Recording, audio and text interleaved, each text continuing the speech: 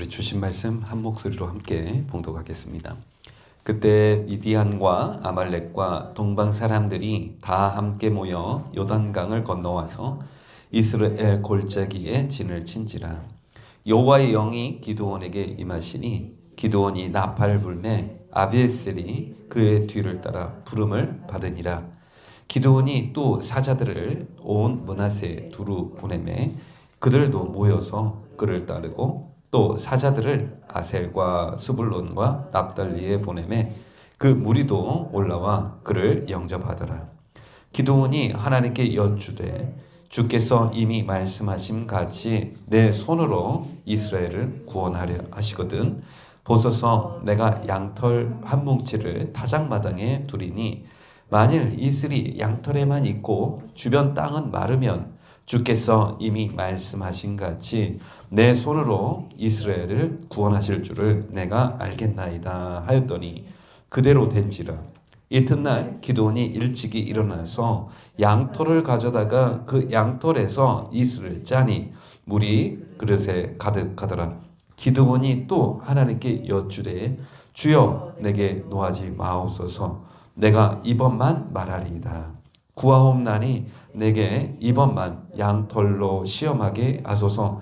원하건대 양털만 마르고 그 주변 땅에는 다 이슬이 있게 하옵소서 하였더니 그 밤에 하나님이 그대로 행하시니 곧 양털만 마르고 그 주변 땅에는 다 이슬이 있었더라. 아멘. 어제 말씀에서 기드온이 여룻발이라고 하는 명예롭고 영광스러운 이름을 얻게 됩니다. 기드온이 하나님의 말씀에 순종해서 그동안 오랫동안 섬겨왔던 우상 신상들, 바알과 아세라 신상을 파괴하고 하나님 앞에 온전한 번제를 드리게 됩니다. 마을 사람들은 난리가 났죠. 그랬을 때 하나님의 특별한 도우심을 경험하고 또 아버지의 도움으로 기드온은 무사하게 될 뿐만 아니라 하나님의 영광스러운 여룻바알이라는 이름을 바알과 겨루어 싸운 자라는 그런 이름까지 갖게 됐죠. 이런 상황에서 나라에 큰 위기가 찾아옵니다.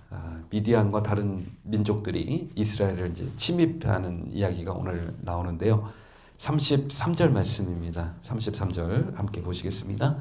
그때 미디안과 아말렉과 동방 사람들이 다 함께 모여 요단강을 건너와서 이스라엘 골짜기에 진을 친지라.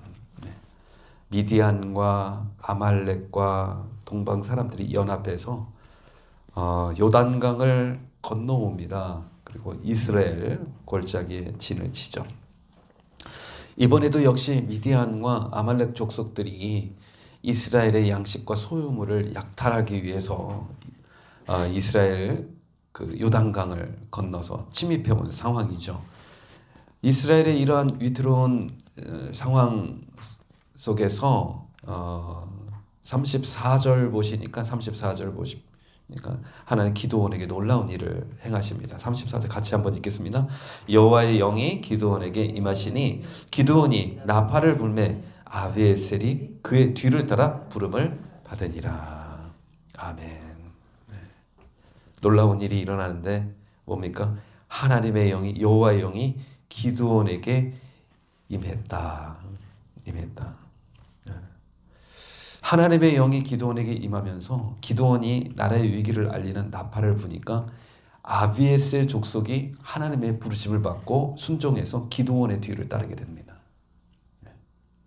이 아비에셀 족속은 어떤 족속이냐면 바로 이 기드온이 속한 족속입니다. 기드온이 므낫세 지파 중에서 아비에셀 족속 출신이 바로 기드온이죠.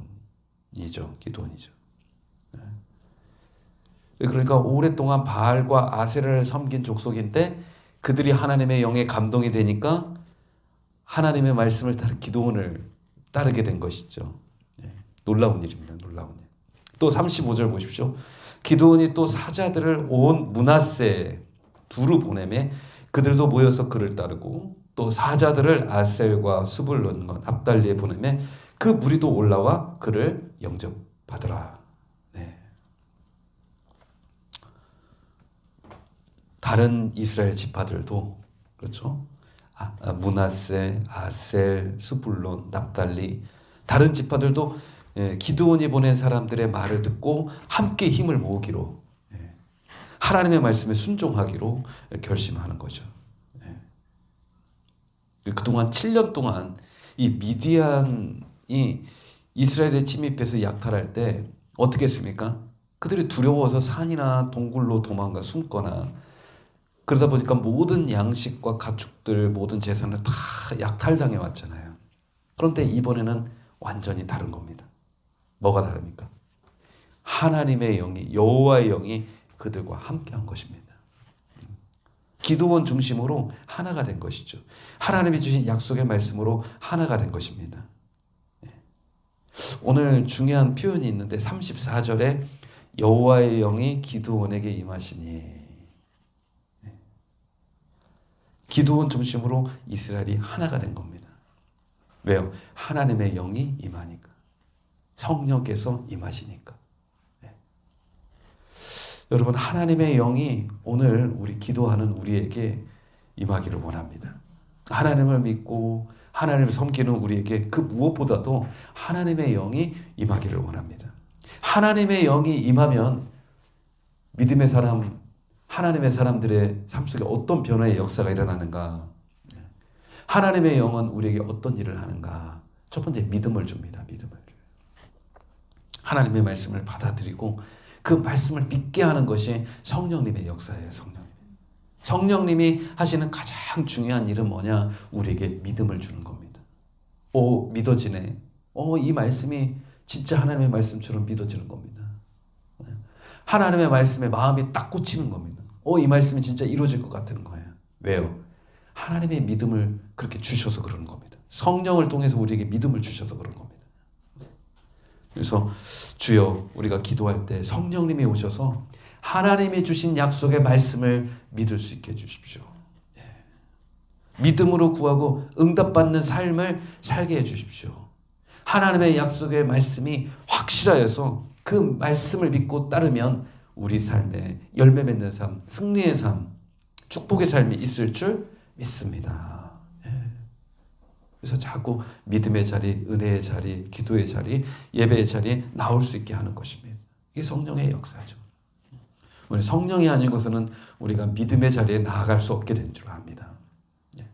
성령이 임해야, 하나님의 영이 임해야 우리가 믿음의 자리를 지킬 수 있는 줄 믿습니다. 또 하나님의 영이 하시는 일이 있는데 한 마음을 품게 하는 것입니다. 하나가 되게 하는 것이에요. 오늘 기도를 중심으로 해서 온 나라가 하나가 됩니다. 그 전에는요, 다 흩어져 버렸습니다. 다 흩어져, 자기 살겠다고 다 흩어졌습니다. 그러나 살 수 있는 게 아니죠.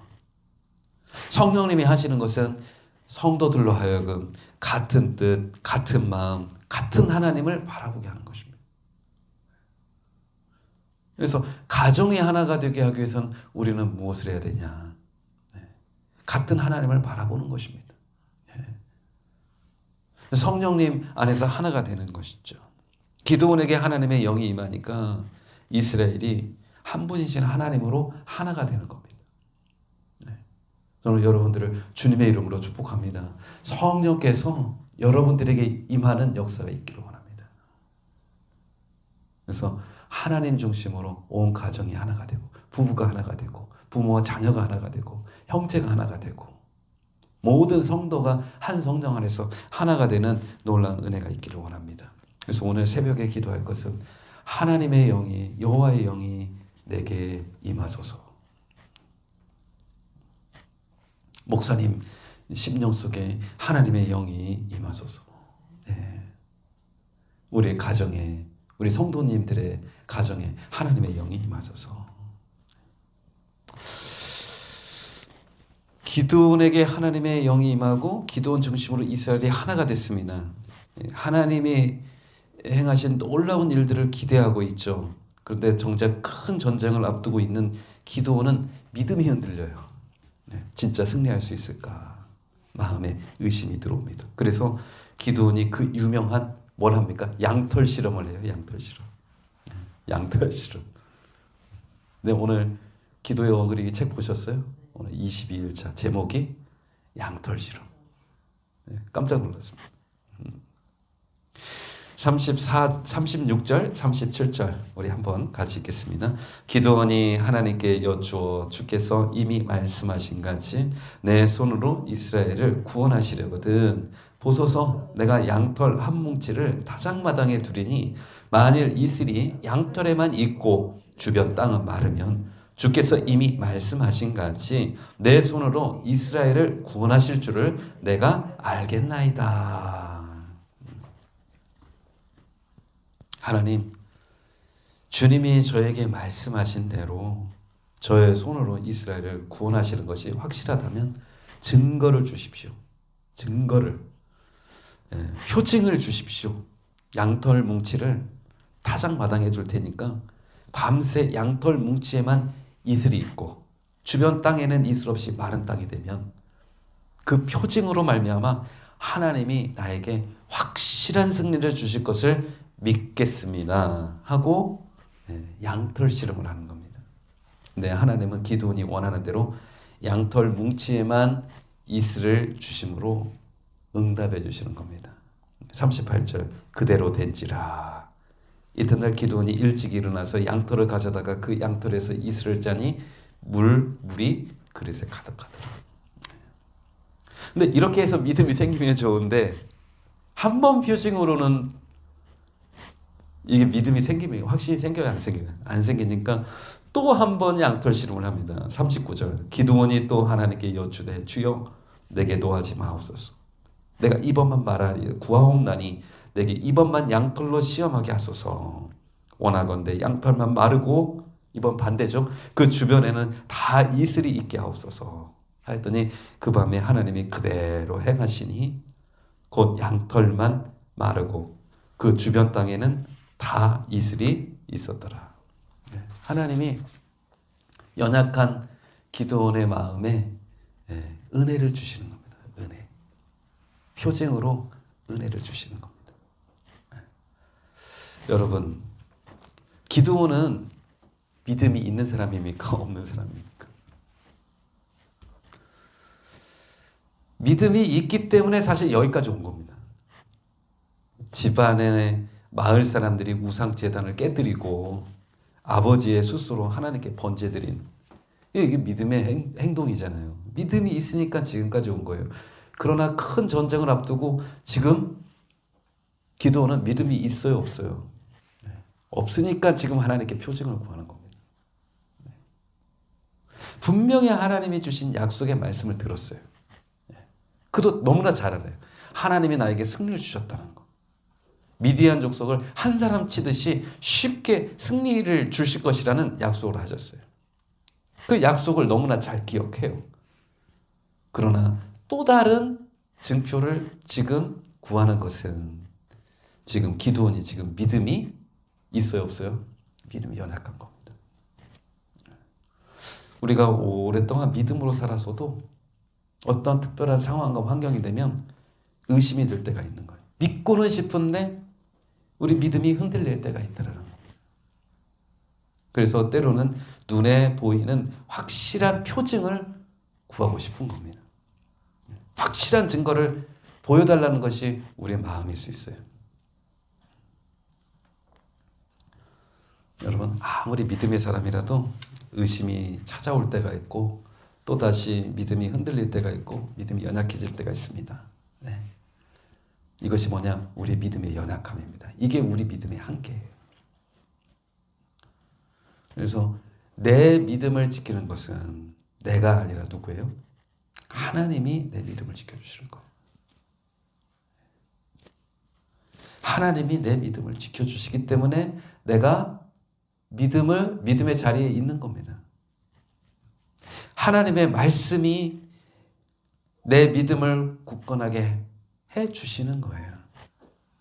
내가 드리는 기도를 통해서 하나님이 또 한 번의 새로운 믿음을 주시는 겁니다.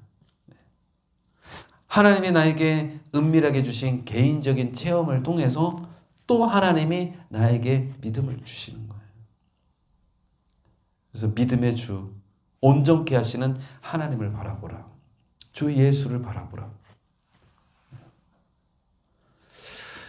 그래서 우리의 연약한 믿음을 지켜주시고 붙들어주시는 분은 하나님이심을 믿고 말씀과 기도의 자리 끊임없이 나가야 될 줄 믿습니다. 믿음이 손줄로 알거든 넘어질까 조심하라. 우리 믿음이 연약할 때 주님을 붙드시길 바랍니다. 그런데 우리의 믿음이 흔들릴 때 우리는 양털 실험을 해서라도 표징을 얻고서라도 믿고 싶어 하는 거예요. 그러나 우리가 기억해야 될 것은 하나님이 표징을 주실 때도 있지만 안 주실 때가 너무나 많다는 거예요. 원래 양털 실험을 통해서 하나님의 말씀을, 하나님의 뜻을 우리가 확실히 구분하고 싶어 하지만 하나님의 양털 실험에 응답하실 때도 있고 응답하지 않으실 때도 있다는 거예요. 그래서 때로는 양털 실험과 같은 것이 위험할 경우가 있는 겁니다. 그리고 성경의 말씀을 보면 믿음의 사람들에게 하나님이 요구하신 것은 뭐냐면 표징을 통해서 믿음의 자리에 나아가는 것보다 하나님의 약속의 말씀을 통해서 믿음의 자리에 나아가기를 하나님께서는 기뻐하신다는 사실입니다. 그래서 오늘 큐티 제목이 뭡니까? 두려울 때 표징보다 뭘 구하라? 믿음을 구하라는 겁니다. 믿음을. 오늘 찬송가도 그렇죠. 이 눈에 아무 증거 아니 배워도 믿음만을 가지고서 늘 걸으며 이 귀에 아무 소리 아니 들려도 하나님의 약속의 소리라. 이것이 믿음의 사람의 고백이 되어야 될 줄 믿습니다. 증거가 없어도 하나님이 주신 말씀이면 믿음의 자리에 나아가게 하는 것이 진짜 믿음이라는 거예요. 성경의 믿음의 사람들의 이야기들을 잘 살펴보면 일반적으로 믿음의 발걸음을 내딛기 전에 하나님이 확실한 증거부터 주시는 경우는 거의 없다는 거예요. 아브라함도 확실한 증거를 받고 고향을 떠난 게 아니라 믿음으로 갈 바를 알지 못하고 떠날 때 하나님께서 표징을 하나씩 주시는 겁니다. 제자들이 두루 나가 복음을 전파할세 표적이 따르니라. 표적이 먼저 따르면 너무 좋겠죠. 표적이 먼저 역사하면 너무 좋겠죠. 그러나 하나님이 하시는 일의 순서는 제자들이 먼저 복음을 전파하니까 그 다음에 표적이 따르는 겁니다.